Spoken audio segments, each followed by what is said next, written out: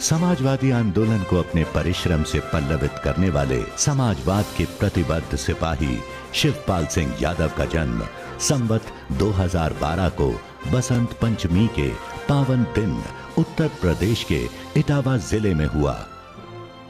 बचपन से ही शिवपाल सिंह यादव मानवीय संवेदनाओं के प्रति बेहद संवेदनशील रहे हैं, जिनके कारण सामाजिक सेवा, गरीब एवं असहाय लोगों की मदद करना एवं कमजोर वर्ग के हक के लिए खड़े होना उनकी प्राथमिकता थी।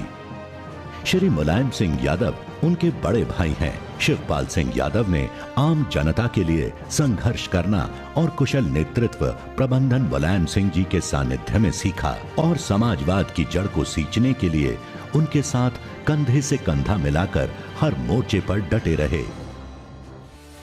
उन्होंने सन 1972 में हाई स्कूल तथा सन 1974 में इंटरमीडिएट की परीक्षा उत्तीर्ण की। तत्पश्चात सन 1977 में लखनऊ विश्वविद्यालय से बीपीडी की शिक्षा प्राप्त की।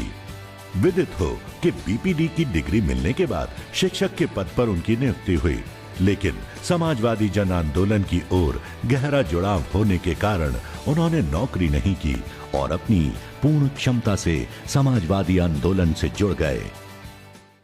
मधुली में चौधरी चरण सिंह, ज्ञानेश्वर मिश्र, रवि राय, राजनारायण जैसे बड़े समाजवादी नेताओं के आगमन पर उनकी सभा आयोजित करने की जिम्मेदारी भी शिवपाल जी के ही कंधों पर होती थी।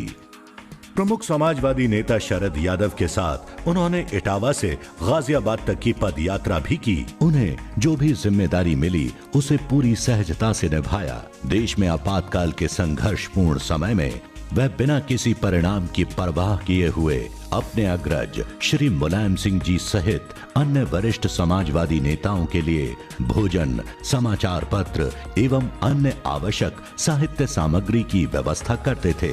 यह उनकी निडरता को ही दर्शाता है।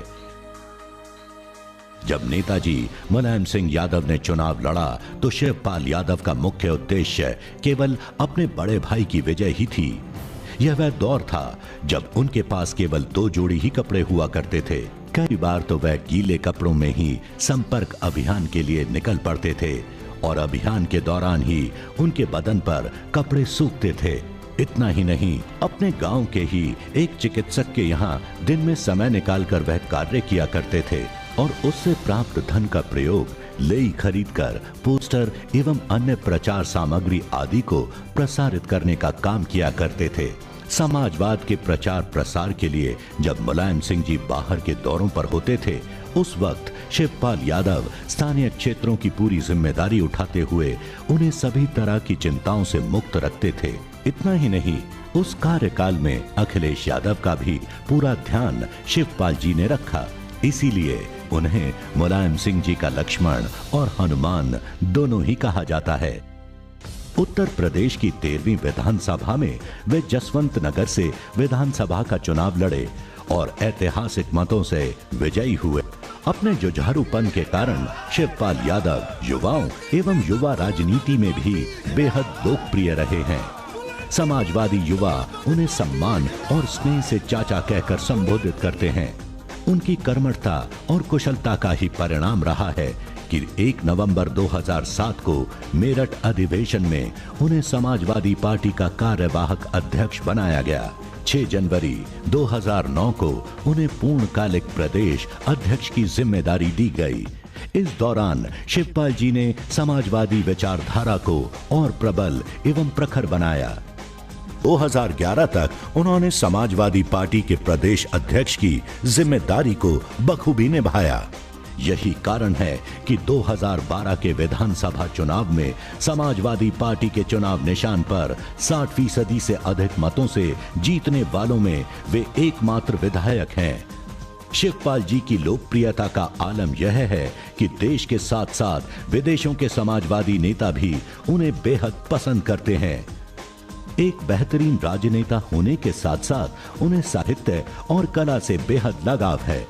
वे साहित्य और साहित्यकारों का बेहद सम्मान करते हैं। स्वयं उन्होंने समाजवाद के चिंतन की व्यापकता को प्रसारित करने के लिए कई पुस्तकों और लगभग 300 लेखों का लेखन किया है।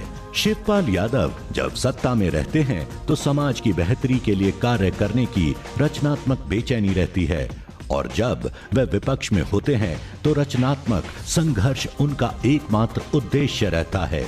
वर्ष 2012 में पुनः समाजवादी पार्टी के भव्य विजय के बाद उन्हें प्रदेश सरकार में लोक निर्माण, सिंचाई एवं सहकारिता मंत्री की जिम्मेदारी दी गई।